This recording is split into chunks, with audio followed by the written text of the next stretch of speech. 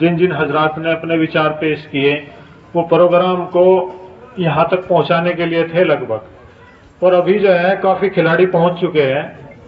अब अपनी जिंदगी की जो आप बीती है, उन्होंने जो गोल्ड मेडल लिया है, जो भी उन्होंने ऊंचाइयां छुई है, उन ऊंचाइयों को किस परिस्थितियों में, किन कष्ट के साथ, किस मेहनत से उन्होंने ऊंचाइयां छुई है, आज हम उनकी सुनेंगे। क्योंकि ये प्रोग्राम इसलिए रखा गया कि किसी भी गांव में, लगभग मुस्लिम जाट बिरादरी के किसी भी गांव में कोई स्टेडियम या किसी स्पेशल जो गेम है उसका कोई कोचिंग सेंटर नहीं चल रहा है।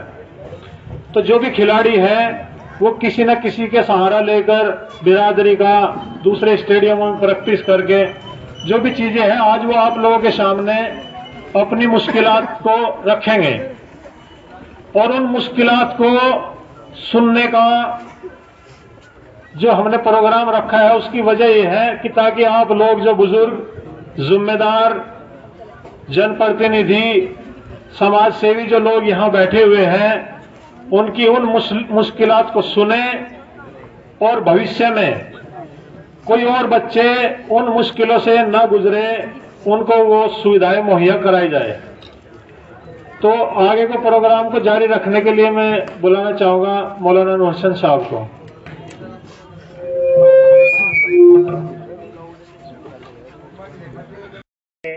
कि मजबूरी हमारी कामयाबियों के लिए आड़े नहीं आती है।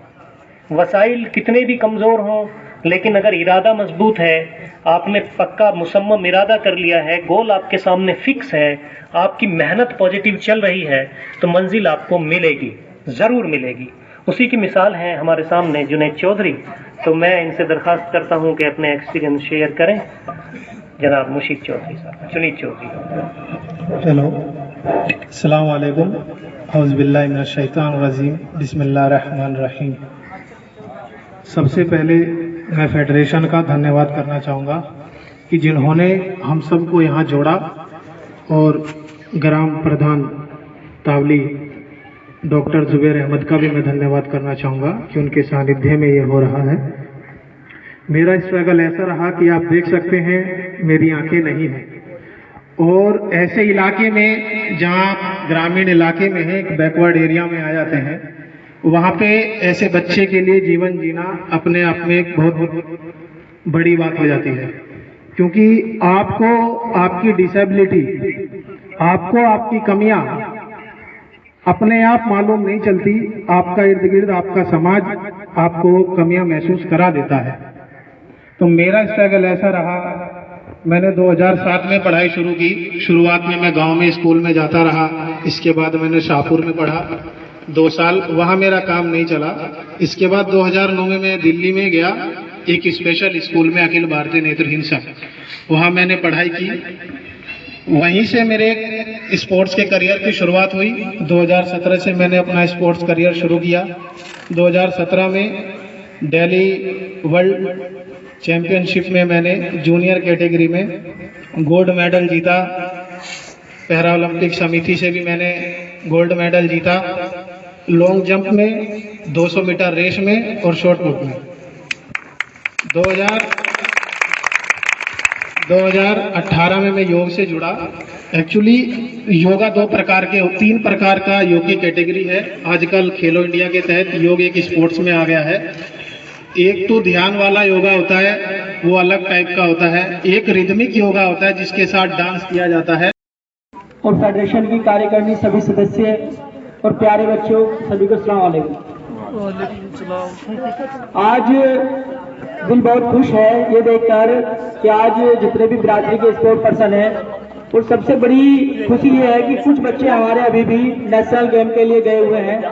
जैसे फारूक चौधरी नरा से है, जो नेशनल पर दूसरा स्थान प्राप्त किया है और इंशाल्लाह इंटरनेशनल के लिए जाएगा। और उससे भी बड़ी एक खुशी और है कि हमारे बीच एक इंटरनेशनल प्लेयर की मां मौजूद है। तो हमारे लिए गर्व की बात है कि अशारा से रिहान चौधरी की मां भी हमारे बीच मौजूद है। आप यकीन करें। और वॉलीबॉल में बिरादरी का नाम रोशन करने वाले, बिरादरी के मैं कहूंगा कि जो भी स्पोर्ट पर्सन बिरादरी का नाम ऊंचा कर रहे हैं तो हमारे लिए वो शेर है। बिरादरी के वो शेर समीर चौधरी जो ब्रश से है, जोरदार क्लैपिंग करेंगे। और मुबारकबाद देना चाहता हूँ समीर चौधरी साहब को, जो उनके वालिद साहब है वो उन्हें लगातार सपोर्ट कर रहे हैं। ऐसे ही हमें अपने बच्चों को सपोर्ट करने की जरूरत है।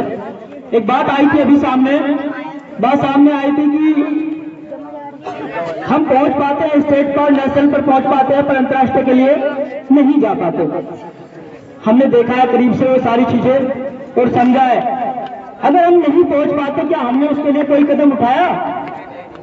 क्या कोई इंफॉर्मेशन हमने ऐसी ली कि क्यों नहीं पहुंच पाया? क्या रिटिन में कोई लेटर दिया हमने? नहीं दिया। इंशाअल्लाह अब ऐसा नहीं होगा, उसके लिए फेडरेशन लगातार कार्य कर रही है।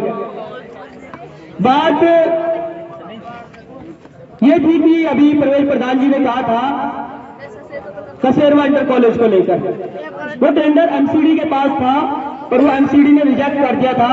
अब सीडीएस के पास चला गया है और उसकी पूरी फाइल हमने तैयार करके उत्तर प्रदेश सरकार को भेज दी है। ये फेडरेशन ने एक छोटा सा काम किया है। पुरबालियान इंटर कॉलेज को चलवाने में भी एक अहम रोल जो फेडरेशन ने निभाया है, उसके लिए 3 बार फेडरेशन की टीम लखनऊ गई है। कल्याणपुर इंटर कॉलेज को लेकर भी एक मुख्य भूमिका निभाई है। और इंशाल्लाह आप दुआ करना, बहुत जल्द बिरादरी के बच्चों को 2 स्टेडियम मिलेंगे, मुझे पूरी उम्मीद है। लगभग एक स्टेडियम का कार्य अभी हमारे बीच में मौजूद है, नूर मोहम्मद एडवोकेट साहब, लगभग पूरा हो चुका है, यानी कि पूरा हो चुका है। दूसरा स्टेडियम डिस्ट्रिक्ट बागपत में जिसकी तैयारी चल रही है, इंशाल्लाह उम्मीद है कि वहां भी जल्द हमें मिलेगा। यह ऐसा फेडरेशन का प्रयास है। और मैं मनोहर भाई का भी तहे दिल से शुक्रिया अदा करता हूं कि जब स्टार्टिंग में एक एसपी ट्रैफिक ने मुझे फोन किया, उसने कहा कि आशु भाई आपकी बिरादरी का एक ऐसा शहर है जो पुलिस डिपार्टमेंट में चर्चा का विषय है। तो मुझे एक ललक हुई कि मैं बात करूं कौन है। तब मैंने मनोहर भाई का नंबर लिया, बात हुई, बहुत अच्छा लगा बात करके। और आज हमारे एक फेडरेशन के बुलावे पर वे आज हमारे बीच मौजूद है, हम इनका तहे दिल से शुक्रिया अदा करते हैं। ऐसे तमाम प्लेयर जिन्होंने बिरादरी का नाम रोशन किया है और वो आगे बढ़ रहे हैं, फेडरेशन की दुआएं उनके साथ है। और हम जिस भी लायक हैं, जो भी हम कर सकते हैं, फेडरेशन जो कर सकती है वो लगातार इंशाल्लाह प्रयास करेगी। फेडरेशन ने जनप्रतिनिधि सम्मान समारोह बुलाया था। हमारा उद्देश्य था, जो आज बात कही है प्रधान जी ने, हमारा उद्देश्य था कि आप अपनी भड़ास निकाले कि वो राजनीतिक प्लेटफॉर्म था। फेडरेशन ने राजनीतिक प्लेटफॉर्म दिया था, तो इसीलिए हमने वो प्लेटफॉर्म दिया था। किन्हीं कारण नहीं पहुंच पाए होंगे प्रधान जी, पर हमने एक बड़ा मंच दिया था बिरादरी को। और डिस्ट्रिक्ट बागपत ही क्या, बिरादरी का कोई विधायक जिसने चुनाव लड़ा हो, एमएनसी लड़ा हो, बीडीसी लड़ा हो, ये बीडीसी हो, ये प्रधान हो, या जिस गांव में नहीं है उस गांव में प्रधान हो, सबको इन्विटेशन दिया। फेडरेशन ने घर घर जाकर इन्विटेशन दिया। पुरबालियान कॉलेज हमारे लिए, पुरबालियान कॉलेज में एक लेजेंड है। लेजेंड कौन है? हाजी शमशेर साहब बिरादरी के लिए लेजेंड थे। उन्होंने 10 बीघा जमीन देने का काम किया। हम मानते हैं कि समाज के लिए इससे बड़ी उपलब्धि हो नहीं सकता, तो वो हमारे लिए लेजेंड है।